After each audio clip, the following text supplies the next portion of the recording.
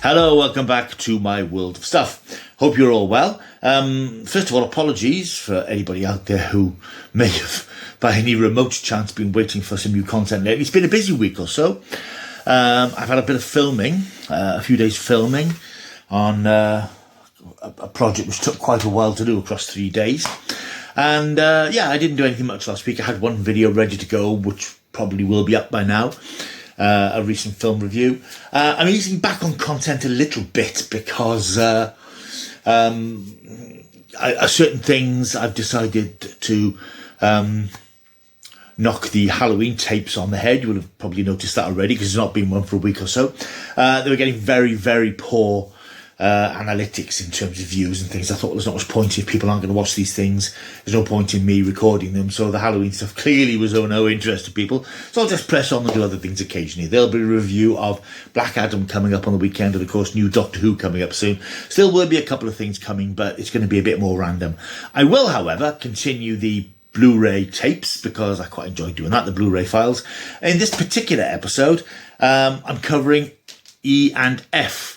Mainly because there's only a handful of these. There's not a great many Fs, so I thought I'd combine them into one video to save doing a very short one and another quite short one. So let's go through the Blu-ray Files E and F, starting off, of course, with E. The first one in the E Blu-rays is Escape from New York, John Carpenter's classic movie from 1980, I'm thinking 81. Yeah, 81, introduced the world to Kurt Russell's Snake Plissken, the futuristic story of an attempt to rescue the President of America from the hellhole that New York has become in the future. 1997, oh, so long ago, so far away. A classic film. I watched this a couple of years ago. I think I picked it up from CX for a few quid. Quite enjoyed it. I think it's a bit dated, but it's hugely popular. It's it is a massive cult film, and recommend it. I think there's probably a more bells and whistles edition of this being released, but this is the original Blu-ray. It has got some special features, so yeah, worth a look. I think it's one of those films that if you saw it at the time, you probably have a better relationship than you would from somebody like me watching it for the first time now or recently. But it is. For what it is, it's pretty good. This is one I've not actually seen. I think I picked this up in one of the Poundland things. You know, Poundland used to do physical media, used to do Blu-rays and DVDs, used to get regular releases in, a bit like the Dollar Tree in America. You might have seen some of those Dollar Tree videos, which are quite amusing, with very intense film fans dashing to the Dollar Tree every month to see the latest deliveries. We used to have that with Poundland. It doesn't seem to be happening now. They've phased out their physical media. Anyway, picked up 8 Days a Week. This is Ron Howard's film about the Beatles, the touring years of the Beatles. I haven't watched it yet, but it is supposed to be very good, and I think I must have picked it up because originally their Blu-rays were £2, then they knocked them down to £1 to try and get rid of them. You might still find copies of this in some Poundlands. They've still got a bit of stock left. It's supposed to be very good.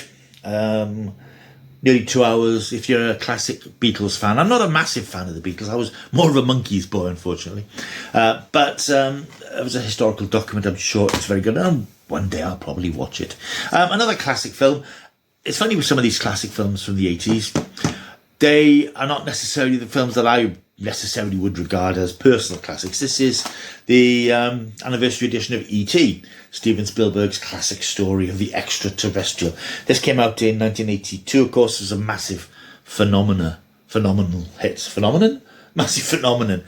Huge hit. Very, very much beloved of, again, people who fell in love with it at the time. I never did fall in love with it. I can appreciate that it's fun and it's nice. It's from that period when Steven Spielberg tended to be a little bit too schmaltzy for my taste, which he still has a tendency to do occasionally. So this has never really chimed in with me in the way that it has with many. But there's no getting away from the fact it is a classic film, one of the most highly regarded films of all time.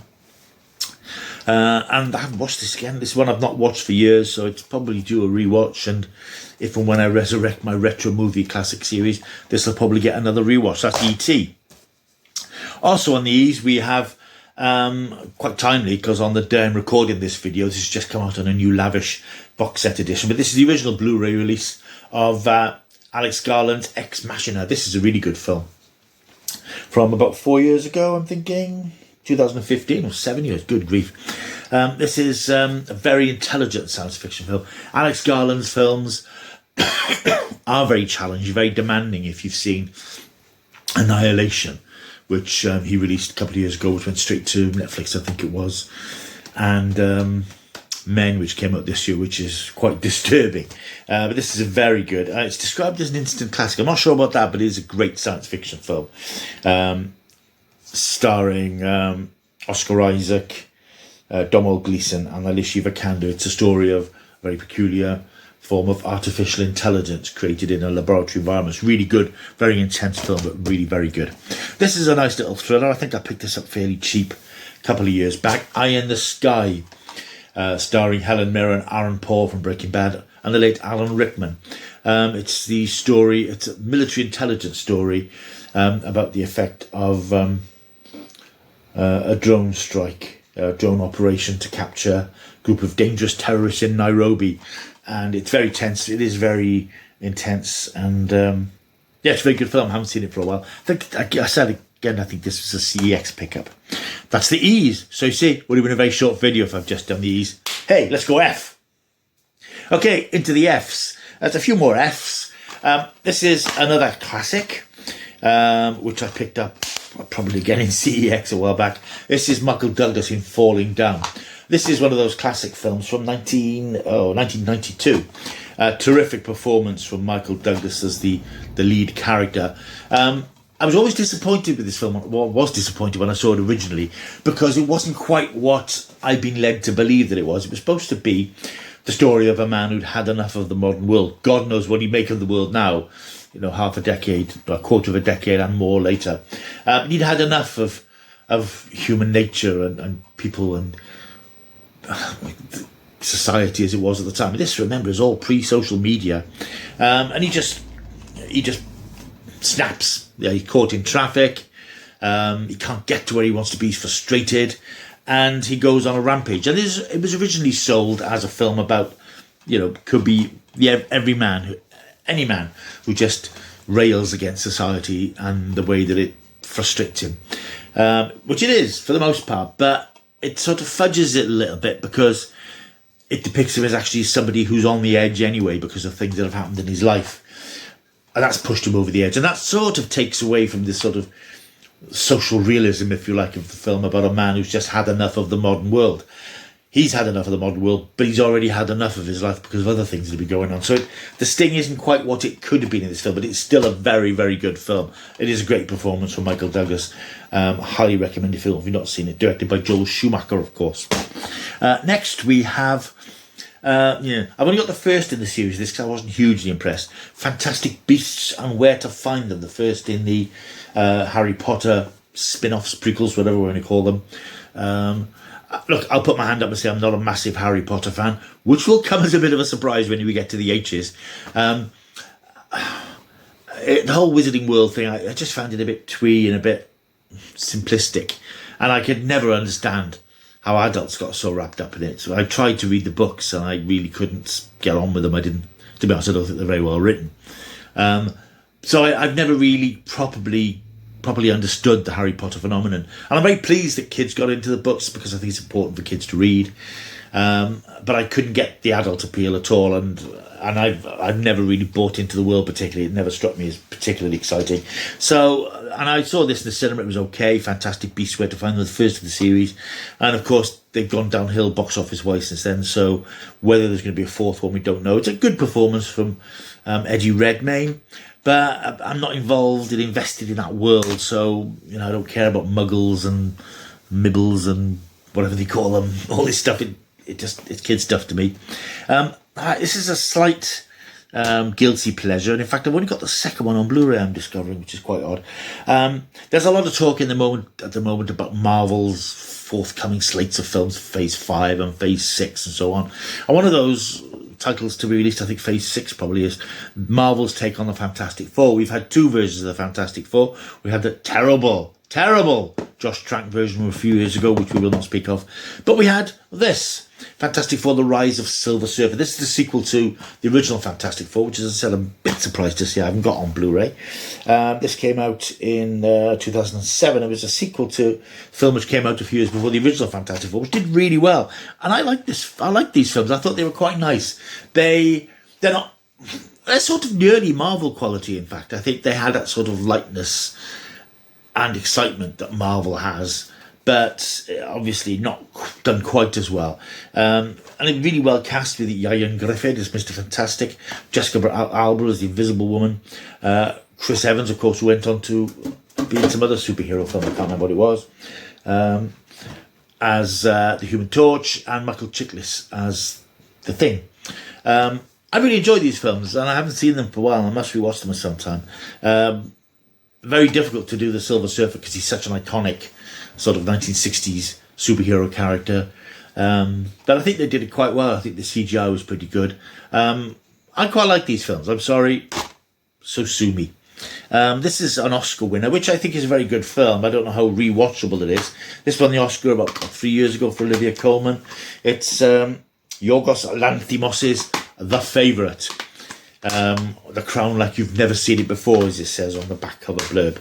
The story of Queen Anne occupying the throne with her closest friend who governs the country whilst tending to Anne's ill health and volatile temper. It's very good, it's very quirky, it's very wry, it's quite humorous. Yeah, it's a good film. Not one I've revisited, but I probably will at some point. But it is a good movie. There's no doubt about that. This, I won't say much about this because if you look back on the channel, I've already done a retro movie review of 1966's Fantastic Voyage, starring Donald Pleasance, Raquel Welch, Stephen Boyd, Evan O'Brien. One of the great science fiction films of the 60s. There's always been talk about it being remade, but it still stands up really well. Great film. Next up, we have another film which I think hasn't stood the test of time quite as well. Although I do enjoy it, and I remember seeing it in the cinema a couple of times. I've seen it since. This is Luc Besson's The Fifth Element, starring Bruce Willis, bless him, and Mila Jovovich.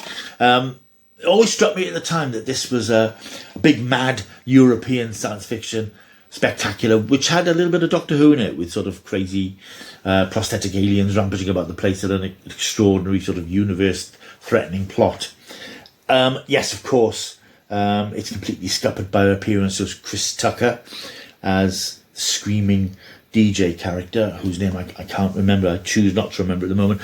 It's a great film if not for him, but the moment he turns up giving this dreadful shrieking performance, it sort of doesn't become unwatchable, but it becomes irritating. But it's a great film. The visuals are fantastic. Again, it's one I've not seen for years, but it's a very exciting, thrilling film. It's just a big, explosive space opera.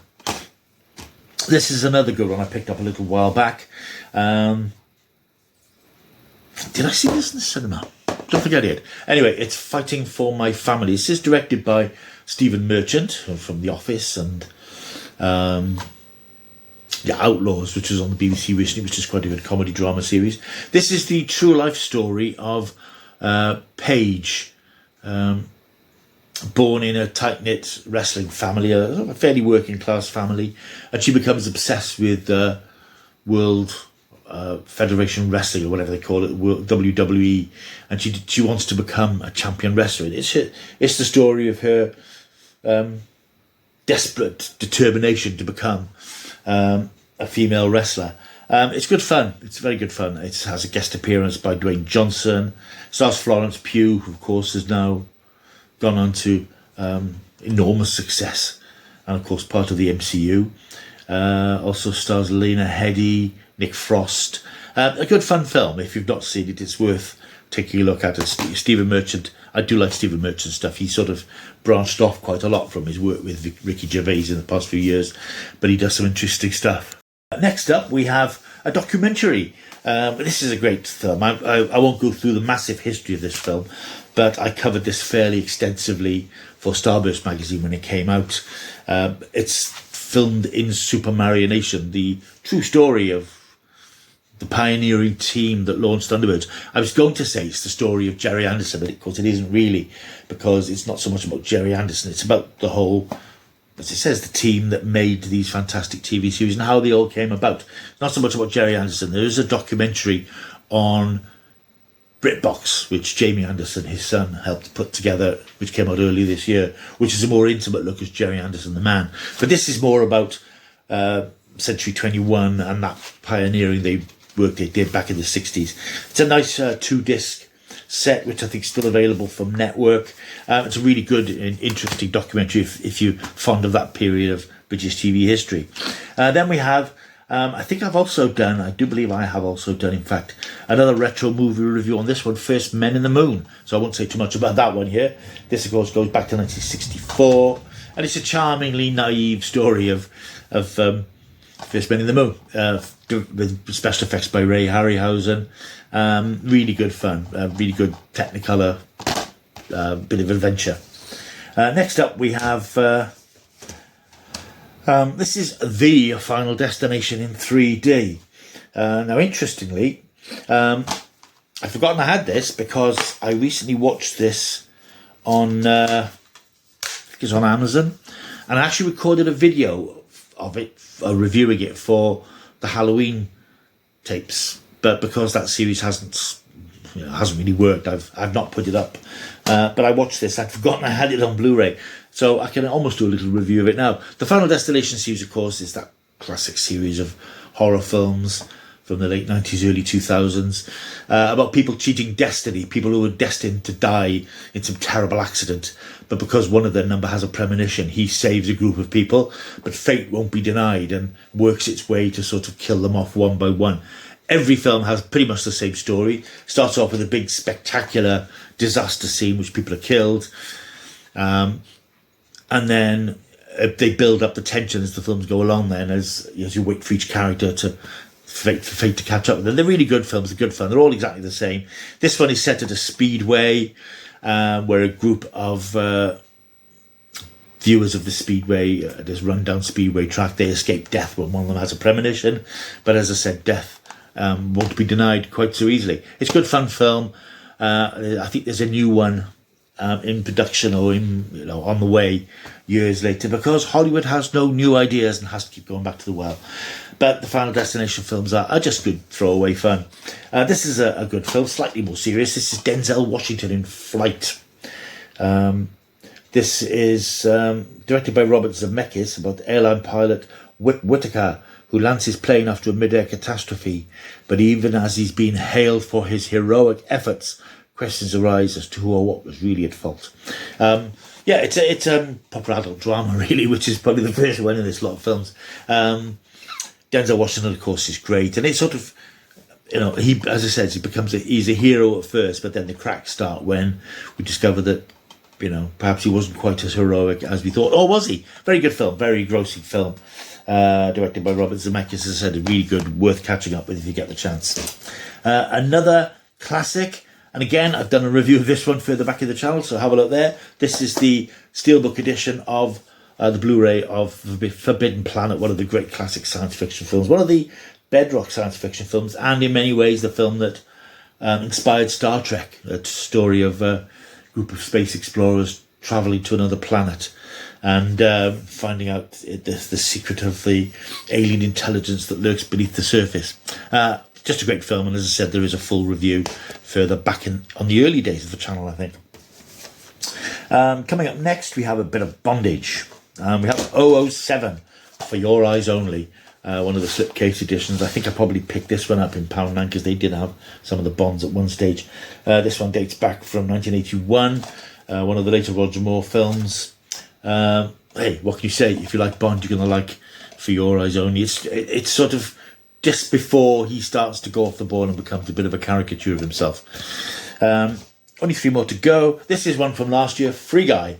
I think, in fact, there may well be a video for this further back. I can't remember now. There may be.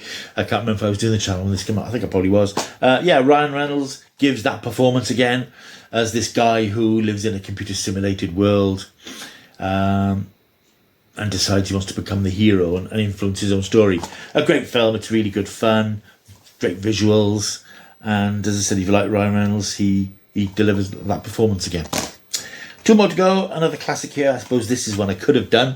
if I was still doing the Halloween tapes. This is Robert Rodriguez's From Dusk Till Dawn, starring, of course, well, it's from a script by Quentin Tarantino, I believe, isn't it?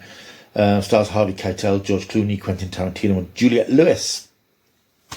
This is a story of a robbery that goes a little bit wrong, shall we say. I remember when I went to see this film, when it came out in 2011 is the disc, whatever it came out, 1990 something.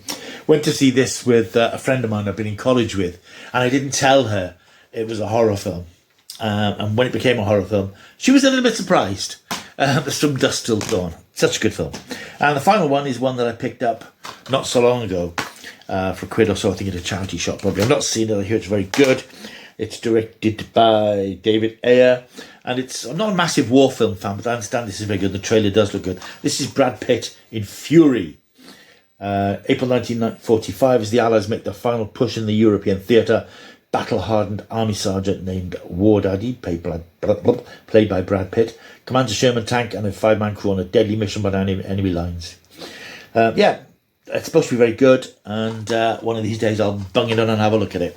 That's Fury, which is the last of my Fs in my Blu-ray collection. Right, thank you very much for watching. Hope you've enjoyed the video. As I said, apologies, there's not been anything for a while, but I've been a bit busy. There will be more stuff coming, but as I said, it probably won't be quite as regular as it has been. I'm going to abandon the idea of doing certain series and things and just put up things randomly, because I think if you do a series and people aren't interested at the beginning, you're sort of lumbered with doing that series. This is okay to do because it's fairly straightforward, but the horror ones just weren't working. And I think that's probably because at this time of year, which they call the Halloween season, there's so much content of people reviewing films and my favourite Halloween films and stuff. There's no particular reason people should watch mine, and they didn't. So there we are. That's gone. Right. Thank you for watching this video. Don't forget to like and subscribe and share. Tell people if you enjoyed the video. It's interesting. I've had a few more subscribers over the last week, even though I haven't put any new videos up. So perhaps I should stop putting on videos at all, and then my subscriptions will go through the roof. Who knows? Anyway, like, subscribe, share, leave a comment. I'll see you soon. Probably on Friday afternoon, Friday early evening, there should be a Black Adam review up. And then, of course, a review of The Power of the Doctor, the final Jodie Whittaker Doctor Who episode, which screens on Sunday. And I'll try to get the video up as soon as possible for that one. Right, thank you for watching. I will see you soon until I do. Yeah, you got it. Keep taking the stuff.